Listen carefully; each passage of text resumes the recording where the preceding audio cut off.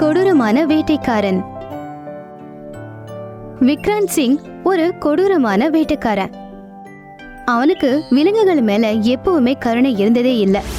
அப்பாவி விலங்குகளை கொன்னு அதுங்களோட தோலை அவன் வெளிநாட்டுக்கு வித்துக்கிட்டு இருந்தான்.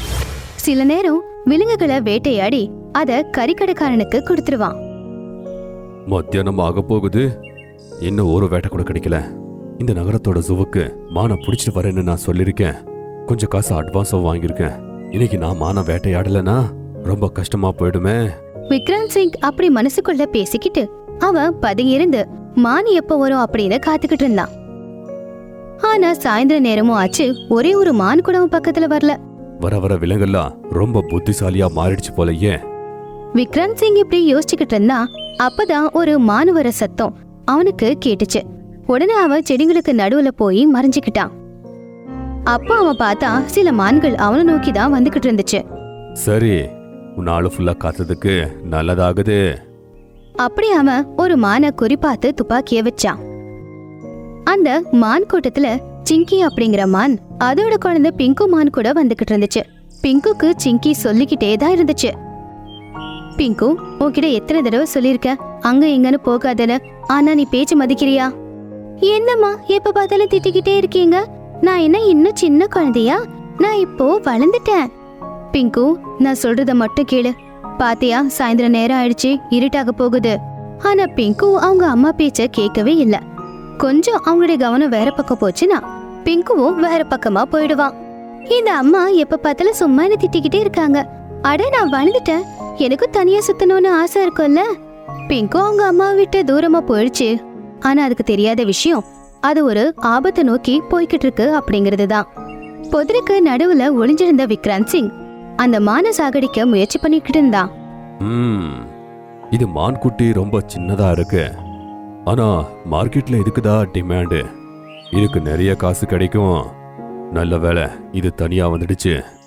இப்போ நான் இத ஈஸியா வேட்டையாட போறேன்.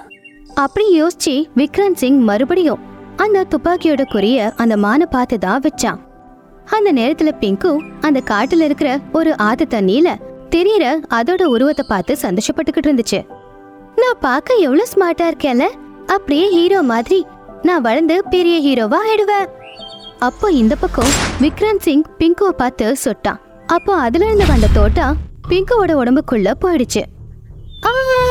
அம்மா அம்மா அப்படி பிங்கு கத்துற சத்தம் கேட்ட உடனே அதோட அம்மா சிங்குவுக்கு என்ன நடக்குதுன்னே புரியல. அட, இது என் புள்ள பிங்குவோட குரல் தானே, என்ன ஆச்சு? எத்தனை தடவை அவன்கிட்ட சொல்லிருக்க எங்க கூடவே இருன்னு, அவன் கேக்குறதே இல்ல. பிங்கு பிங்கு, ஐயோ நீ எங்க போயிட்ட? பிங்கு எங்க இருக்க? சிங்கு பிங்குவை தேடி ஓட ஆரம்பிச்சது. அப்ப அவ கூட இருந்த அந்த மான் கூட்டம் அவளை தடுத்து அவகிட்ட இப்படி சொல்லுச்சு. சிங்கி, பைத்தியம் மாதிரி பண்ணாத. உன் குட்டிய கண்டிப்பா வேட்டைக்காரன் ஷூட் பண்ணிருக்கா. நீ அவகிட்ட போனேன்னா அவ உன்னையும் கொன்னுடுவா. அட, கொன்னா கொல்லட்டும், நான் ஒரு அம்மா. என் குழந்தை கஷ்டப்படுறத பார்த்துட்டு நான் எப்படி சும்மா இருப்பேன்? அப்படி சொல்லி அந்த மான் வேகமா ஓடிக்கிட்டே புள்ள எங்க இருக்கு அப்படின்னு தேட ஆரம்பிச்சுது. இந்த பக்கம் பிங்கு மானுக்கு குண்டடி பட்டதுல நிறைய வலி. பாவம், உடம்புல இருந்து ரத்தமும் கொட்டிக்கிட்டு இருந்துச்சு. அதோட கண்ணு எல்லாமே இருட்டாக ஆரம்பிச்சுது. ஐயோ, எனக்கு என்ன ஆகுது? ஏன் என் கண்ணெல்லாம் இருட்டிக்கிட்டே வருது? எனக்கு என்ன ஆகுதுன்னு தெரியலையே அம்மா அப்படின்னு சொல்லி பிங்கு கத்திக்கிட்டே மயக்க போட்டு விழுந்து அங்க இருக்கிற ஆத்து தண்ணிக்குள்ள போயிடுச்சு.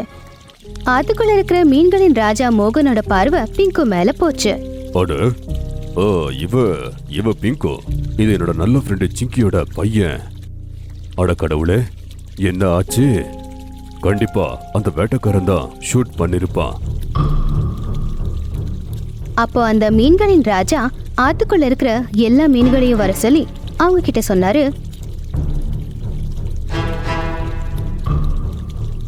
நண்பர்களே கேளுங்க, இது என் ஃப்ரெண்டோட பையன்.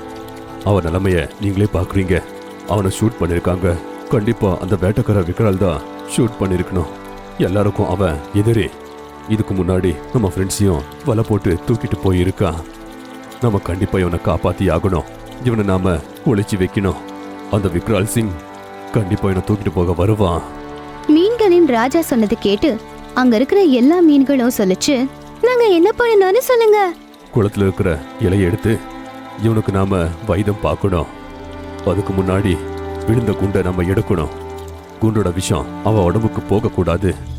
மீன்கள் உடனே போய் அந்த தோட்டாவை வெளியெடுக்க முயற்சி பண்ணுச்சு. பிங்கு இன்னும் மயக்கத்துல தான் இருந்துச்சு.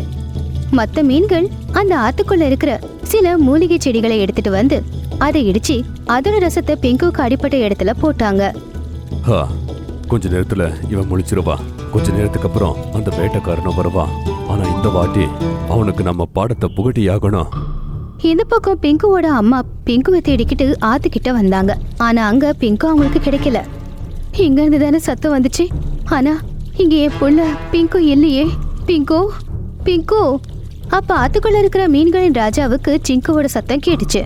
அட அட, இது சிங்கியோட குரல். ஓ, பிங்குவை தேடிக்கிட்டு இங்க வந்திருக்கா போல. ஆனா பெரிய தப்பு பண்ணிட்டா. அந்த வேட்டைக்கார இப்போ வந்தா என்ன பண்றது எனக்கு ஒண்ணுமே புரியலையே. மீன்களின் ராஜா யோசிக்கிறதுக்கு முன்னாடியே அந்த வேட்டைக்காரன் அந்த இடத்துக்கு வந்துட்டான். அட, அந்த மான்குட்டி எங்க போச்சு? நான் அதை ஷூட் பண்ண, அது ஓடி போயிடுச்சா? தத்தேரிக்க, என்னோட முயற்சி எல்லாமே வீணா போயிடுச்சு. ஆனா அப்போ அந்த வேட்டைக்காரனோட பார்வை சிங்கி மேல போச்சு. அடடா, பரவாயில்லையே. இதான் சொல்வாங்க அதிர்ஷ்டம்னு. ஒரு வேட்டை கையால போச்சு, ரெண்டாவது தானாவே வந்திருக்கு. என்னோட அதிர்ஷ்டமே அதிர்ஷ்டம். சரி, இதையும் நான் தூக்கிடுறேன். அப்படி சொல்லி விக்ரம் சிங் அவனுடைய துப்பாக்கி எடுத்து குறி பார்த்து அவன் சிங்கியை சுட்டான். அப்போ திடீர்னு ஒரு பெரிய அலறல் சத்தம் கேட்டுச்சு. ஆனா அந்த சத்தம் சிங்கியுடையது அல்ல, அது விக்ரம் சிங்குடையது. ஏன்னா நிறைய மீன்கள் ஆத்துக்குள்ள இருந்தே ஊசியோ ஆணியோ எதையோ அவன் மேல செலுத்திட்டு உள்ள போயிட்டாங்க. இப்படி மீனுங்க கடிச்சதுனால அவன் வச்ச குறி தப்பி அந்த பக்கமா போயிடுச்சு. இந்த முள்ளு எங்கிருந்து வந்துச்சு? ரொம்ப வலிக்குதே, காப்பாத்துங்க. விக்ரம் சிங் அப்படி சத்தமா கத்திக்கிட்டு இருந்தான். அவன் உடம்புல இருந்து ரத்தம் கொட்ட ஆரம்பிச்சது. சிங்கிக்கு ஒண்ணுமே புரியல அங்க என்ன நடக்குது அப்படின்னு. அப்போ மீன்களின் ராஜா ஆத்துக்குள்ள இருந்து வெளியே வந்துச்சு. சிங்கி, நீ பயப்பட தேவையே இல்ல. இந்த வேட்டைக்காரனுக்கு தண்டனையை கொடுக்கணும். அதனால அவன் காட்டுக்கு வர்றத பத்தி யோசிக்கவே கூடாது. அப்புறம் உன் பையனுக்கு ஒண்ணுமே ஆகல. என்னோட மீன் நண்பர்கள் உன்கிட்ட சீக்கிரமா கொண்டு வருவாங்க. அது அப்படி சொல்லிக்கிட்டு இருக்கும் போது அந்த ஆத்துல இருக்கிற நிறைய மீன்கள் பிங்குவை வெளியே கூட்டிட்டு வந்தாங்க. பிங்குவை பார்த்து சிங்கி அவனை கட்டி பிடிச்சது. அம்மா, என்ன மன்னிச்சிடுமா, நான் பண்ணது தப்பு. உன் பேச்சு கேட்காததுனாலதான் எனக்கு இப்படி எல்லாம் நடந்துச்சு. இங்க பாருமா, என் வயித்துல எவ்வளவு பெரிய அடிபட்டிருக்குன்னு. பிங்குவை பார்த்து சிங்கியோட கண்ணுல கண்ணீர் வந்துச்சு. பிங்குவை சிங்கி சமாதானப்படுத்தி சொல்லுச்சு, சரியாயிடும்பா, எல்லாம் சீக்கிரமாவே சரியாயிடும். இந்த பக்கம் இப்படி நடக்கும்போது அங்க விக்ரம் சிங் இவங்க கிட்ட இருந்து தப்பிச்சு ஓடுறதுக்கு முயற்சி பண்ணான். அப்போ மீன்களின் ராஜாவோட பார்வை அவன் மேல போயிடுச்சு. நண்பர்களே, இவனை நாம ஓட விடக்கூடாது. தாக்குங்க. அப்ப மறுபடியும் ஆத்துக்குள்ள இருந்த மீனுங்க அந்த ஆத்துக்குள்ள இருக்கிற சின்ன சின்ன கூர்மையா இருந்த முள்ளுங்களை எடுத்து மறுபடியும் அவனை தாக்குச்சுங்க. அந்த முள்ளெல்லாம் உடம்புக்குள்ள புகுந்துருச்சு. அட, விட்டுருங்க. ஐயோ கடவுளே, ரொம்ப வலிக்குது. முள்ளெல்லாம் சூதி போல குத்திக்கிட்டே இருக்கு.